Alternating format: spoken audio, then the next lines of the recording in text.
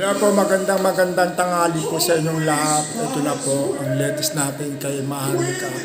Pero po, bago po yan, ay tayo po ay magpasalamat muna sa ating mga minamahal sa gitnang silangan, sa Saudi, sa Singapore, sa Malaysia at sa ibang karatig ng ating bayan. Sana po ay subaybayan niyo po ang aking YouTube channel. I am Danilo Manuel, but my nickname is Purkit Mo Vlog. Sana po ay pakishare po at pakilike po sa inyong mga screen name para po meron po tayo updated sa ating panibagong video sa ating YouTube channel. Maraming salamat po sa inyong lahat. Sana po ay masubaybayan niyo po ako at tulungan niyo rin ako maka-up ng kahit konti man lang. Thank you po sa inyong lahat. Ito na po ang ating latest tungkol po kay Maharlika. Si Maharlika, yan.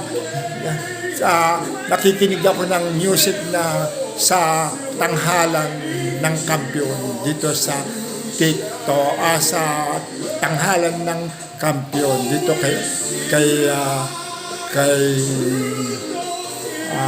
Kuya King. Yan ang aking pinapanood ngayon. Yan, narinig nyo ang ganda-ganda ng kanta. Ito na nga po ang latest, si Maharlika, di ba? Sabi ni Mayan Alice, darating na ang nagdidemanda kay Maharlika. Kano na narito ang tatlo, yung isa si Mike, tapos yung dalawa, tatlo, tapos yung isa yung director. Heto na, Maharlika. Sana naman magtanda ka na ngayon. Siyempre, yung kinikita mo sa iyong pagbablog, mauubos at mauubos yan dahil sa mga ginagawa mo, mga fake news na paninira sa mga tao. Hayan, di ba? Lalo sa paninira mo sa ating Pangulo, na akala mo si Ferdinand Marcos Jr. ay ididemanda kanila. Hindi. Maraming nagmamahal sila sa kanya, kaya sila ang gagawa ng paraan para malagay ka sa magandang ayos na buhay mo diyan kung makukulong ka. Tandaan mo yan, Maharlika. Maraming nagmamahal kay Ferdinand Marcos Jr. Di ba? Kaya tandaan mo yan, Maharlika, ha? Kaya ikaw yung mga paninira mo ay dandahanin mo sa ating mga mahal na Pangulo, lalo na kay Liza Araneta Marcos, di ba? At ang kanyang pamilya, di ba? Sana matauhan ka na.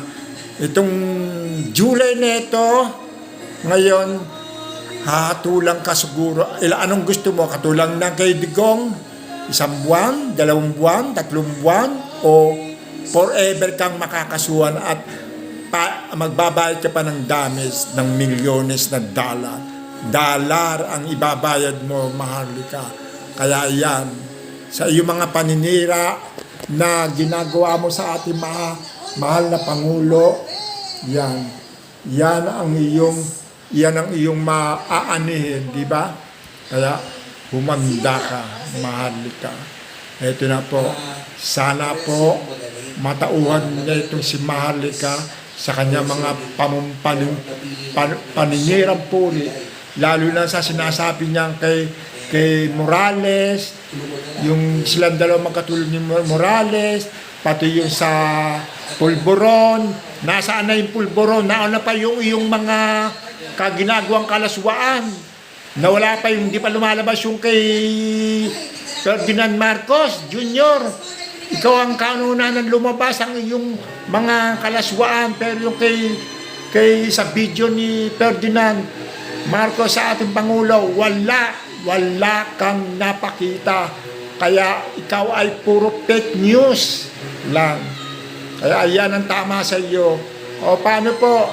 Maraming salamat po. Sana po ay masuportahan niyo po ulit ako para meron po kayong updated ulit.